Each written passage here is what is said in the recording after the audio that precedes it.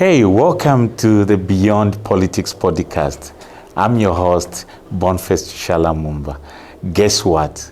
Today I'm having an interesting candidate for the forthcoming election. As you are aware, 13th of August is gonna be the day for this country when we decide our leadership. And as you know, on this podcast, we're hosting to share the journeys and the personal journeys and to understand and appreciate who these political leaders are, but also not to forget that we try to celebrate them.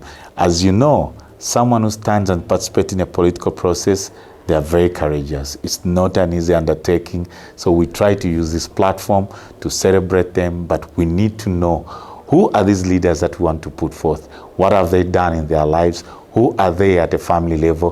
Who are they professionally? I mean, who are they in our society? Who are they from the spiritual point? Today, I have a very awesome young man, very energetic, very focused and determined. He's been doing his thing for many years in Kabwata, and is an independent candidate for Kabwata Constituency. No other than Brian Mbeba. Welcome, Yama. Thank you for having me. Sure. Okay. How's been your day? My day has been great. Is it? Tough. Doing the door-to-door campaign. Oh, now we're getting in the mix of things. Yes, we are. Yes, we The are. battle lines are drawn. Indeed. Indeed. But how's the experience? Oh, it's exciting. Is I've learned quite a lot of new things. Things I was always seeing from a distance. But when you get into there, you meet people you would think is a big crowd and they would mob you or mock you or something. But the people out there are quite nice. They're very nice people out there. You get close to them, they introduce themselves to you, they tell you what they want, what they think, what they expect of you. Is it? Yeah, very interesting actually. So at least it cures a lot of perception, yeah? It helps you to get the real meat of our people. Yes, it does. You know, opposite to what we think of the crowds in markets and all that. Most times we think maybe a big crowd could be hostile to us. But no. When you move in markets, sometimes even bars, people are very friendly. Those places that look like they've got people that are, you know, Aggressive. Yeah, aggressive. We find peace with people and you just greet them. It's a whole new experience. I believe that every person, no matter how hard they have a very soft spot. Every human being. Yeah, true. Just like every good person can be the other side. Yes. Yeah. So we're grateful to host you, and like you said, the people. I tell people the greatest strength Zambia has, it's us the people. Nice. We're just such a beautiful people. Zambian people are very good people. Yeah, Nice before we people. talk about the Victoria Falls, we talk about the food, we talk about whatever that we have, why people should come to this country. The people are just awesome. Wow. I agree with you 100%. Yes, so welcome to the podcast, and I'm grateful that you created time, and I look forward for the next few minutes to have an awesome interaction, and also that your viewers, our viewers that are here, I challenge you, I call upon everyone to subscribe. If you want to hear more stories as awesome as Brian's, why not just press that button and be part of the journey. So who's Brian? Yeah. So Brian Mbeba is a young... Is Mbeba the rat? Yes, it's Mbeba the rat. Others might say it's Mbeba the mice. Is it the mice? It's the mice, sorry, yes. Not the rat. The mice. Yes. Brian Mbeba is a young entrepreneur, a young businessman, so to say. Born and raised in Lusaka. I did my primary school at Lusaka Boys Primary School. I went to do my secondary school at Kablonga Boys.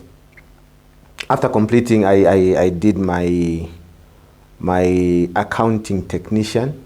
I'm a qualified accounting technician from NIPA. I went to ZICAS to do my Chartered Institute of Management Accounting. Yeah, but somewhere along the way, the pressures became too much. So I had to put a pause on that and I had to concentrate on my business.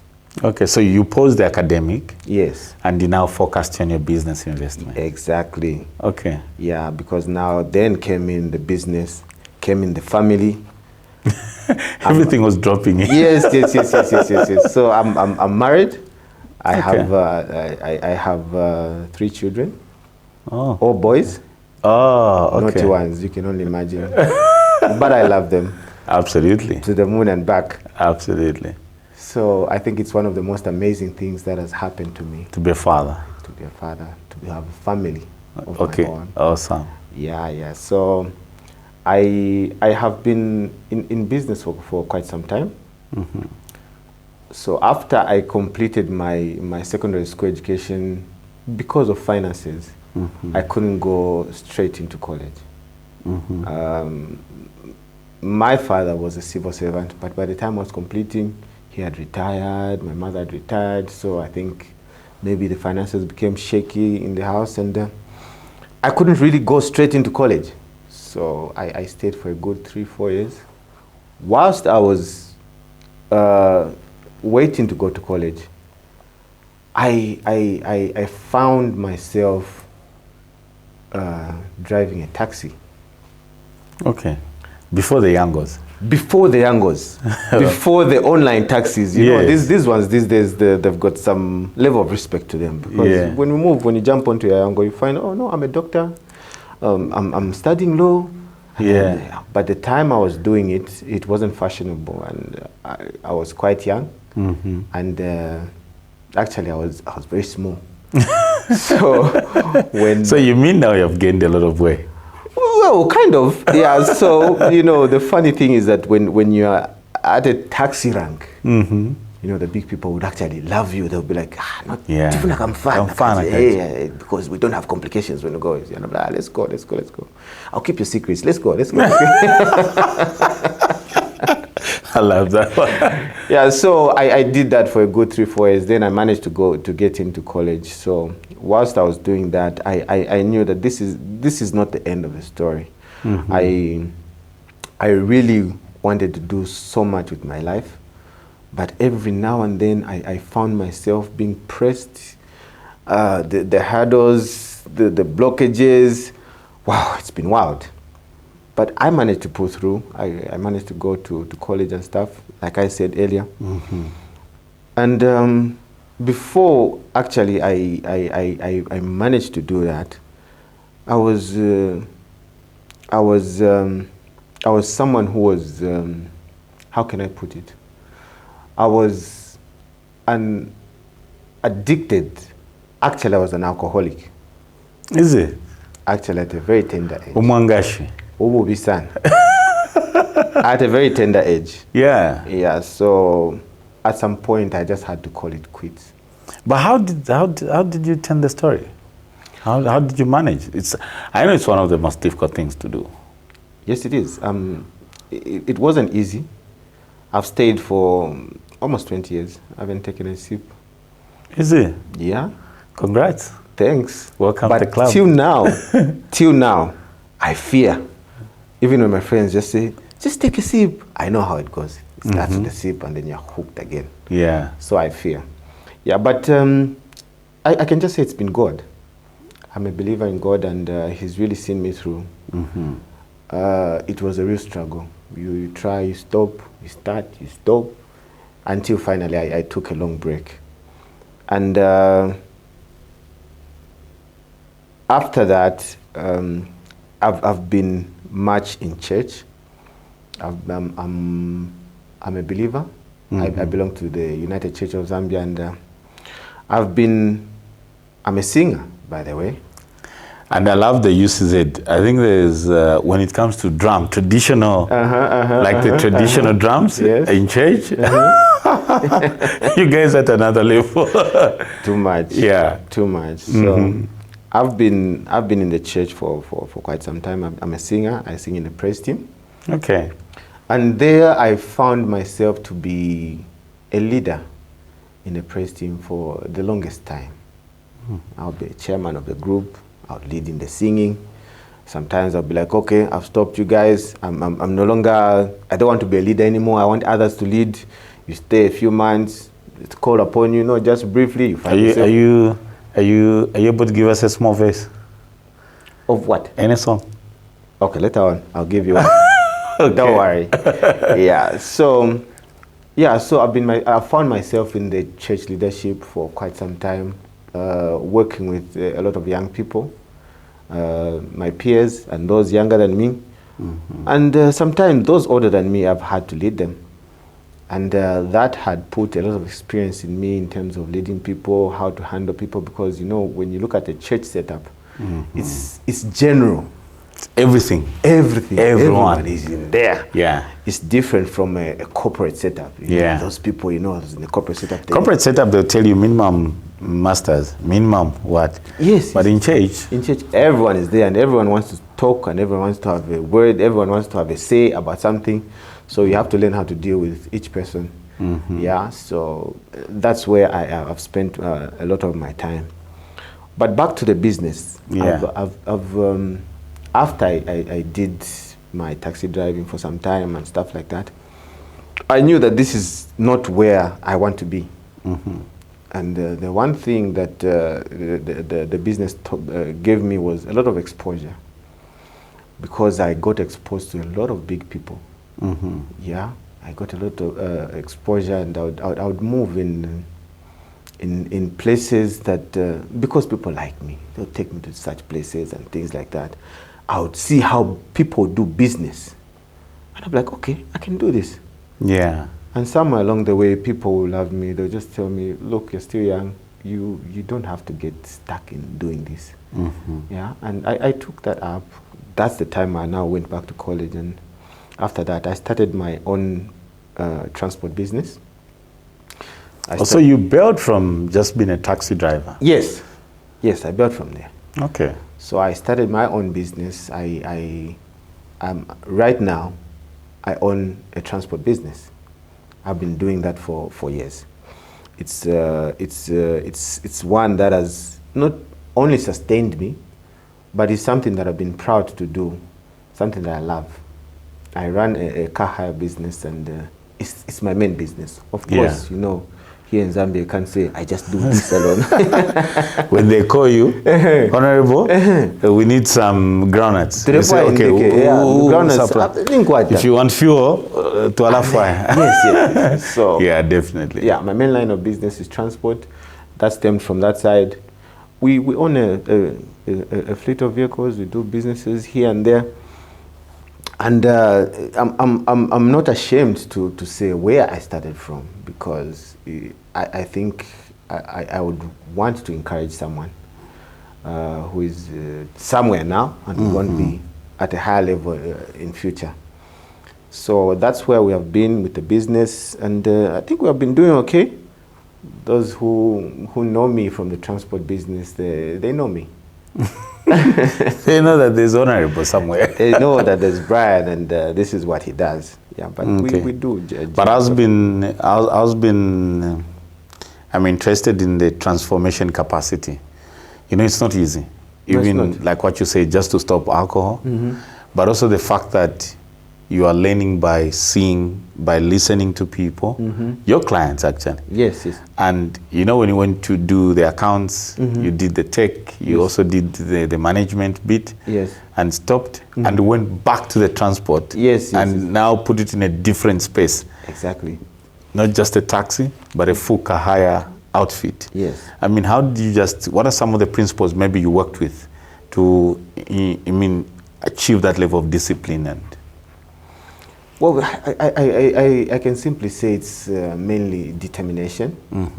Yeah, and the word you've used, discipline. But it wasn't easy. It's because I had this dream. I have this dream to see bigger things, to see something I envisioned, and I didn't start with a whole big fleet. I actually started, if there's a thing you can say, I started with half a fleet or half a car, if you can say so. Yeah, but I started with almost nothing. I could just influence people, those who had the equipment.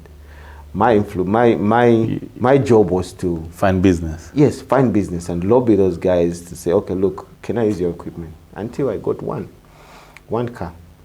And from there, I got the second one. The rest is history. History. Yeah, though with its own challenges, you know. Sometimes you have those ups and downs. You know, in business, it's got those good are ups and natural. downs. Those are natural. Yeah, I tell people that if you're lazy, the best way to survive, get employed. Oh. I know people will always say, now there's this thing that's saying, entrepreneur. It's not as easy as said. No, it's not at all. You see, entrepreneurship will be like, Brian, when you start a business, please go ahead. But you find that me who's been encouraging you, I don't even procure your services. Yeah. And you'll be shocked. This man, I was expecting him to be running. Yes. I don't know. For me, I don't know how it works like that. I've experienced that a lot of time, but like you said, it is what it is. It's business. Yeah, it is. You know? It is what it is. But God has seen us through. You know, not a single day have we gone, you know, without bread. At least you got bread on the table. Yeah. And you know, when you've got a family, when you're alone, maybe you can say, okay, maybe bakang. But when you've got a family, but when you've got a family and you've got other people apart from your family looking up to you, you get pressed. And when you push, something turns up all the time. Yeah. So. But I would like also to understand, how have you managed to provide leadership in the church setup? I think for me, the church setup is one of the most complex institutions. Yes, it is. Like you said, everyone is there. Everyone, different mindset, different background, different experiences, different personalities, different purpose, different intention. Yes. Everything is there. In a company, when you employ me as a driver, my job is very clear, to drive our clients. You tell me, Mumba, we drive our client, they must be in a safe way, the car must be taken care of, as a driver. If there's a company mechanic, he also has, before the car leaves the garage. Description. It's tabulated. But the church, the minimum is appreciate the Bible. Yes. But every other thing, how have you managed to provide that level of leadership with its level of complexity? Wow, it's been one day at a time. And I think some of the things you learn over time. We are not, well, maybe we're natural born leaders. There are some who are natural born leaders. But over time, you get to learn how to navigate yourself. You learn people, you learn situations. And sometimes the situations find themselves repeating themselves over and over again. But it has been through the grace of God that I've managed to navigate through that. But I can tell you, there has been the quitting a number of times. Let me just worship my God in silence. But then over time you find yourself, okay, look, I can't be leaving things halfway done. And then I've got a passion for perfection and to see things completed. So I would say, okay, I have these projects that we started with a team. Maybe we're recording an album, we're doing some videos. And I say, okay, look, let me not abandon this. Yeah. You know, what will become of me? I'll be abandoning everything now. Yeah, true. Yeah, so it's been really true. It hasn't been easy, but it has to be done. I love that. Yeah. It has and must be done. And thank you. It's not easy, but it must be done. It must be done. I love that. By all means. I love that. But how's your family taken it? I mean, in terms of leadership that you've chosen, apart from the church, now we'll be soon transitioning into talking your political career. How has the family taken it?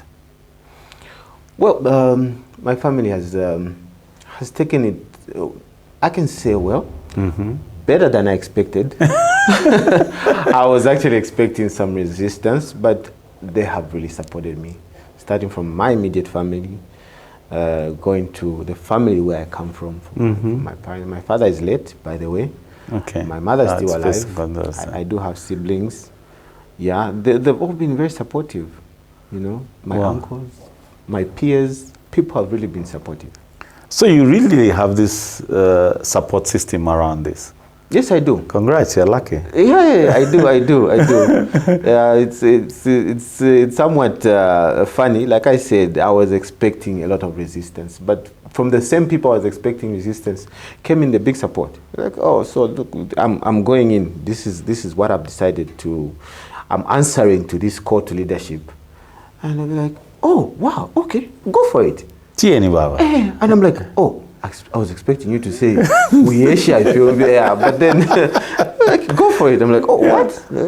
Yeah, go for it. Yeah. It might be your calling. And I'm like, oh, okay. Wow. This is good. Okay, so now you have, why the politics? Like I say, you already said, go for the calling.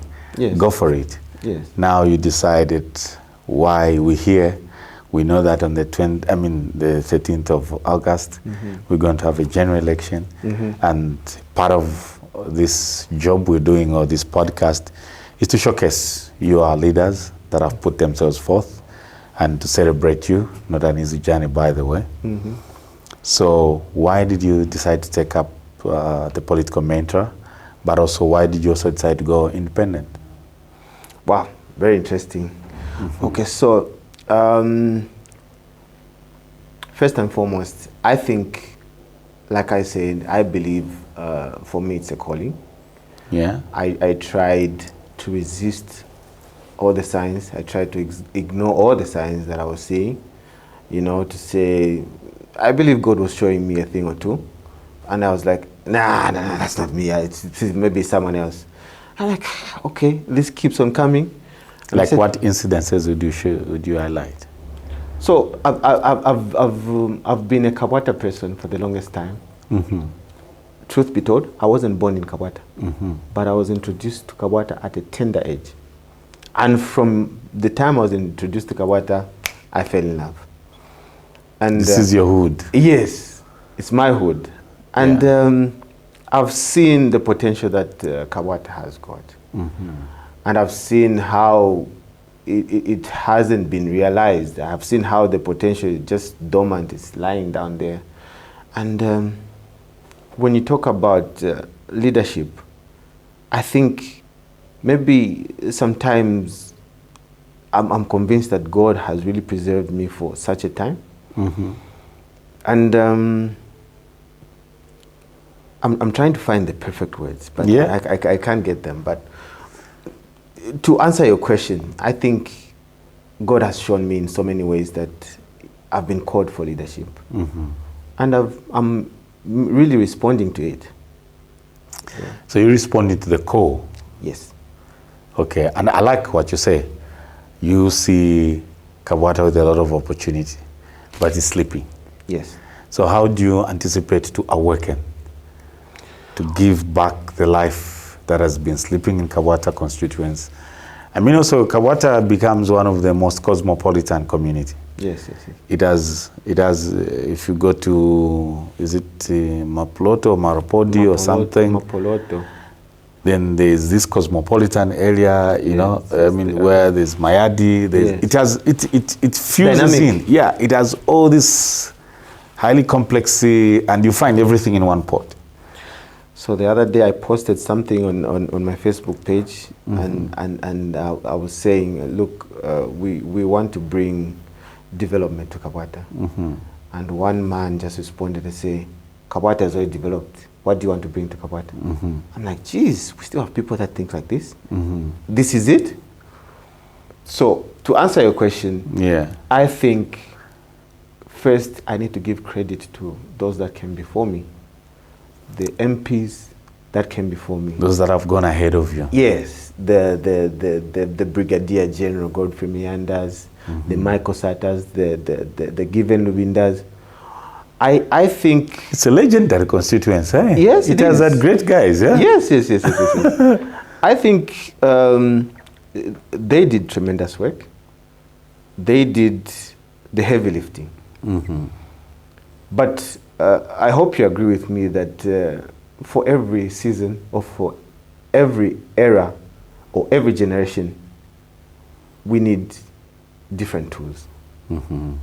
And for such a time as this, I don't think we need to dwell in the type of leadership that has been there before. They did their part. It was okay. They mobilized politics in markets and so on.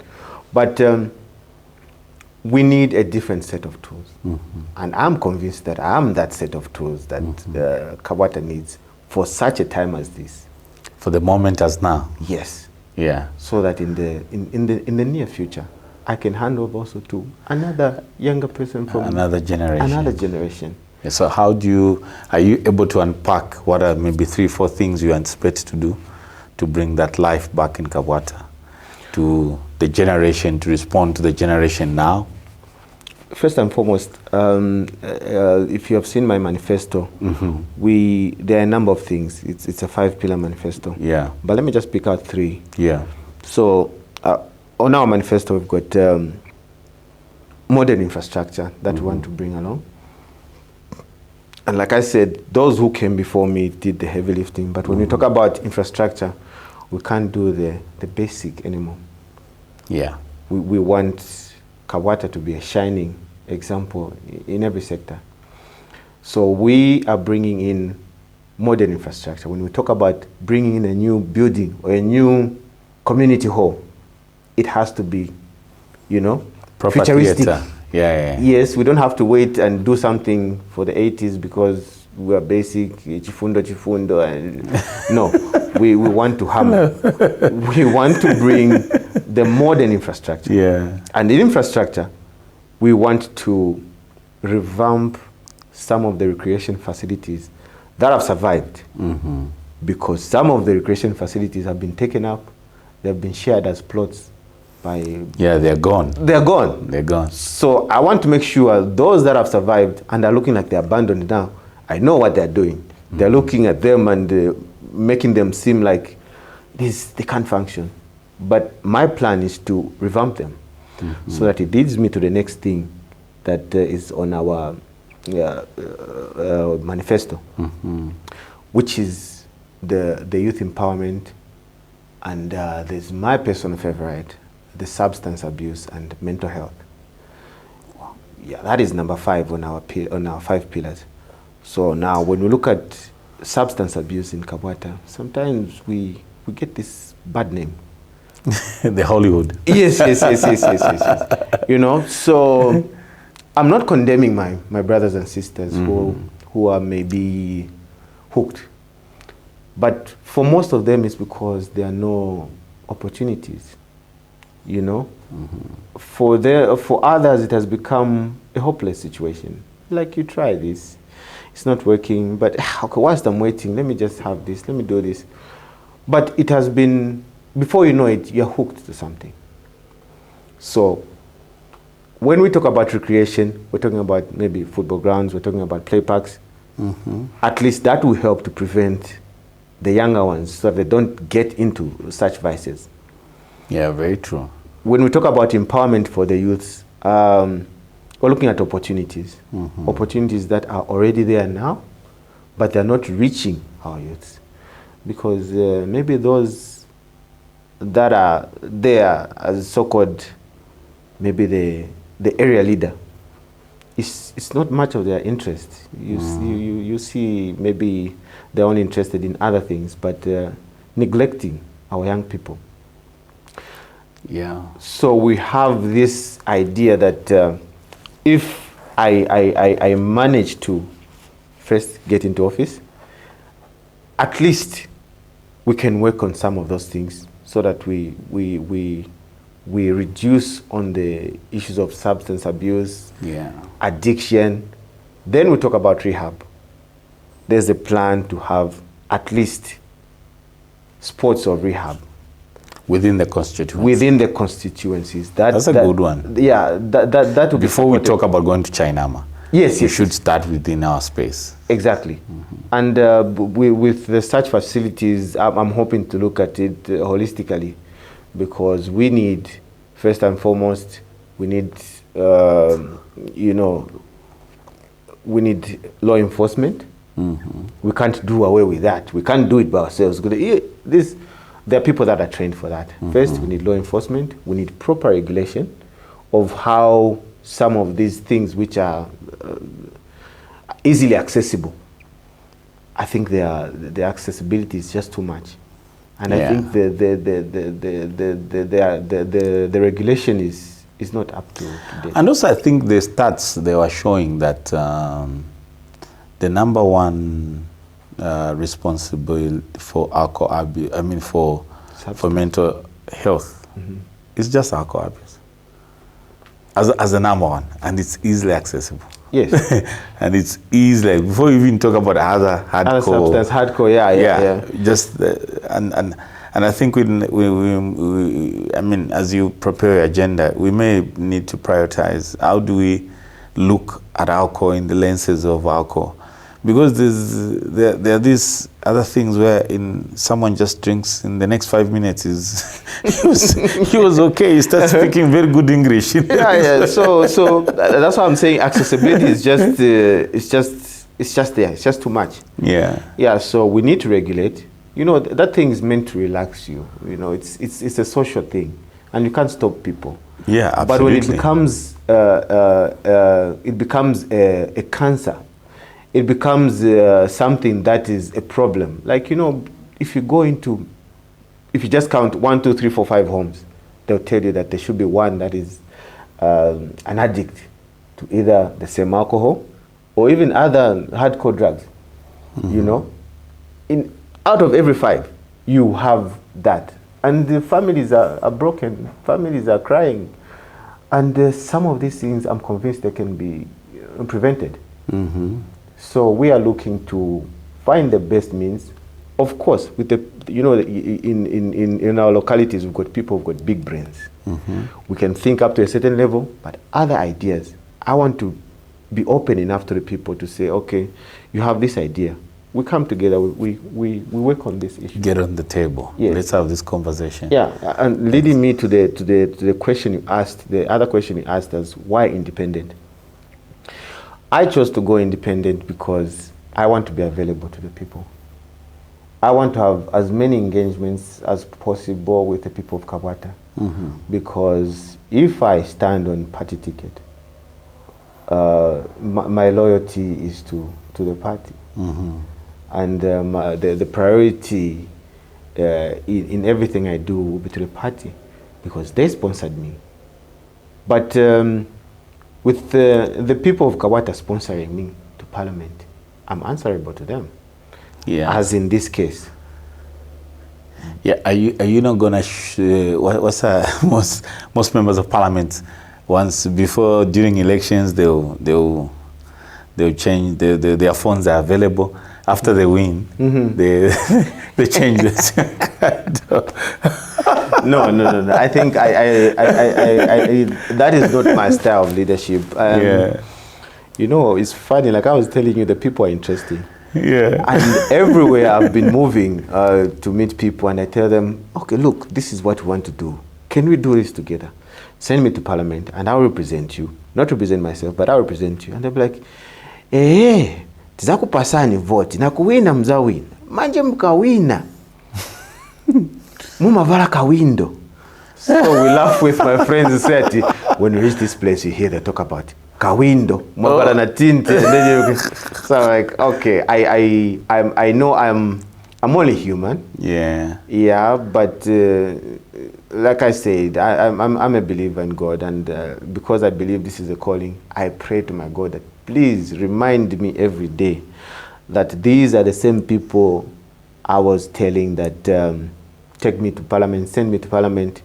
These are the people I vowed to work for and not for myself. Please, God, help me, remind me, hold me by the hand so that I don't close that car window on them. Yeah, I walk with them. I walk with them. That is my prayer. Through the trials and the tribulations and the hard times. Yes, and the more reason, back again to why I chose to stand as an independent. So that is one of the reasons, and it's not because I wanted to stand on any party ticket and I was rejected, then I walk away and say I was standing. No, that has been the design, because you can't just wake up today and say, I'm going to be MP. No, this is something, it's been a simulation for years and years and years. Yeah, like you're saying, it's a calling that has been coming. Yes. You've even doubted it yourself. Way too much, a number of times. Even in dreams, you'll be like, okay, God is telling me this. The number of times I've been preserved, the number of people that I have met that I do believe I are influential. They've spoken into my life. And I'm like, oh, okay. I didn't know this is the way you talk. Okay. Why haven't you taken up leadership? And I'm like, no, I haven't. But over time, I just had to say, okay, let me answer to this calling. To this calling. Let me be at peace. Yes. Let me be at peace. Yes. No, it's not an easy undertaking. I think that's why, like I keep telling you guys that I host here, is that this platform is also to celebrate you, your courage, your zeal, your sense of humility, because politics will test you. Tell me about it. You'll be made to say sorry to something you have not done. You'll be made to. So they test you, they push you to the greatest limit. But I mean, if you are ready to go through that level of, others could call it humiliation, but through the process. You're not an ordinary guy. Okay. Neither a woman or a man. You're not ordinary. Okay. You cut from a different cloth. I have a great sense of admiration and respect for most politicians. Okay. As much as people could have quite a great different sense of opinion around. But I think most people would share different good ideas, and ask them to stand there and say, we are. I'll tell you this. I've, amongst the people that I've met in my journey so far, when I've actively said, I'm in. Yes. Yeah.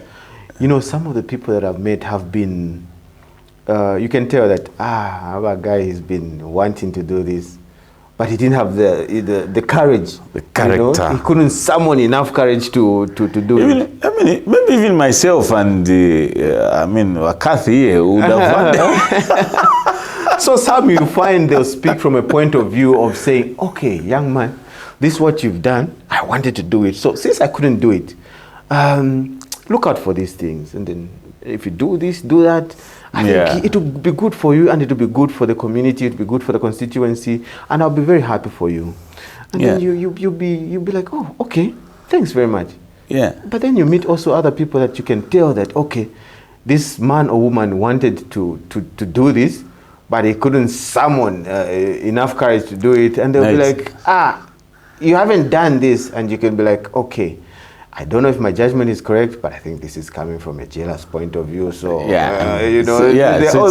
it's an experience. Awesome. So we have all those things. Others will give you advice based on the fact that they really want you to do well. Yes, sure. Yeah. So, colleagues, as you listen to our podcast, Honorable Brian Mbeba, a great story you can listen to. I still come to you.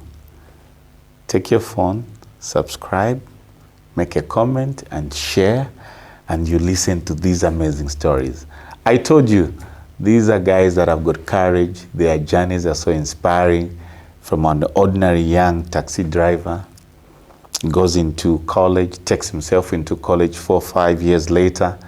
He takes himself for, further academic development, and he puts it on hold and goes into business. What are you looking for? Why are you looking for? Inspiration. Here's the inspiration. But I also want to share my gratitude to the Urban Hotel. They are our hosts. They have taken the courageous step to support us in hosting this venue. Urban is got some of the most awesome event and hoteling facilities around the country, and please find time to visit them, enjoy their meals. Their meals are awesome. They've got what they call the platter for two. I love it. Please create time and visit the Urban Hotel and enjoy very serene, orderly, a place you can work, a place you can have network, build your network, and have friends. So grateful to the Urban Hotels and to every partner that's come on board. Honorable Brian, I want you to look in that camera, unless there's something you want to say. But I want you to look in that camera and just do 2 things. If today you were to say, I bid farewell to Mother Earth, What is that last thing you could give advice to the young people? Secondly, look in the camera again and say, why do you think you are Kabwata's best? This is what you are the generation, you are the Joshua generation. You know, you're the leader that this generation and this time needs. Okay. So first and foremost, to the young people, I think it's important that we don't wait for opportunity. Opportunity only provides itself. And once it does that, we have to jump on it. Already, our leaders who are there have said they want to empower the youth. The president has said he wants the youth to take up leadership. But, you know, the youth need to jump on that opportunity and not wait for the appointment, even to parliament. We don't have to wait for that appointment. We have to jump on board and stand and be counted. I'm challenging the youth right now to not only wait for opportunity to, you know, fully mature, but once you see a small window of opportunity, jump on it. And right now, let's support each other as young people. Support me. And I'll be something you'll be proud of. I'm not someone who is waiting to be appointed, but I've taken up the leadership, and I want you, the young people, to support me and ensure that you are proud of the person that you have sponsored to parliament, that you have voted for. It's one of your own. Every day you walk the streets, you know that we sent that guy to parliament.